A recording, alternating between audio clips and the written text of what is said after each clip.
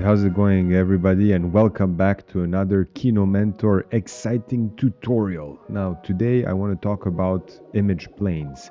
Now, what are image planes? Well, image planes in Maya are, as the name suggests, not a little flying plane, but actually a plane node that contains an image, and that's what is called image planes, and or image plane. And actually what you get out of that is a reference image that's non-renderable and actually exists in the scene purely as a reference. Now, how do you create an image plane? Well, you have the option directly here in the viewport to create an image plane, or you can go under create, and here you have free image plane. Now, if I click on the small square here, you will get an option of the width and the height, but generally this is something that you would have arranged already in your image in Photoshop or whatever, and just import in Maya the reference picture that you need. A very important thing here that happens is the following thing. If you're in perspective view and you go here, I'm just gonna quickly toggle to my project here and select the image, and what happens is this: you get an image that fits the entire background, and when you move your viewport here, you start to see that this is maybe not something that you really want, right? So if you wanted to create something like that, I'm just going to go undo. You would select your top view, for example, your front or your side view, and from here, let's say if this was a side view, you would select your file, and then what happens is that it creates an image plane then that's movable in space, but actually exists in from the side view, right?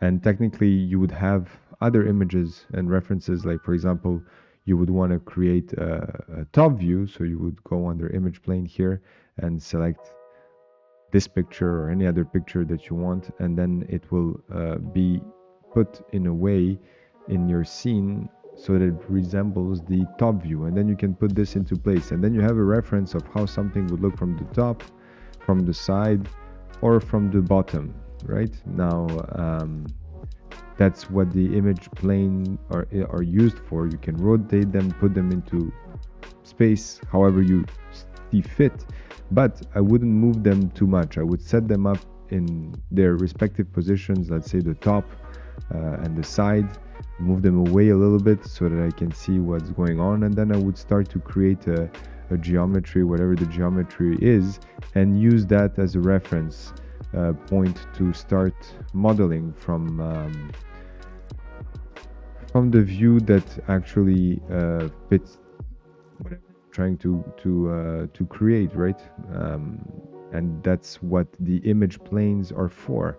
If you select any of the image plane in the image plane shape node, you will have a bunch of options that you can play with, like for example the color gain, the alpha gain.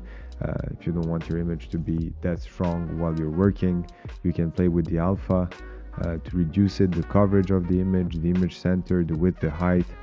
You can change the render stats if you want to, and so on. But technically, this is what the image planes are used for, as a reference image within your scene, to be able to model, to create something, to have as a reference. If you're animating, for example, and you want to see the path of, let's say, a bouncing ball, you could use that as an image plane in the background and use that as a reference. So there you go, guys. This is what the image planes are used for in Maya.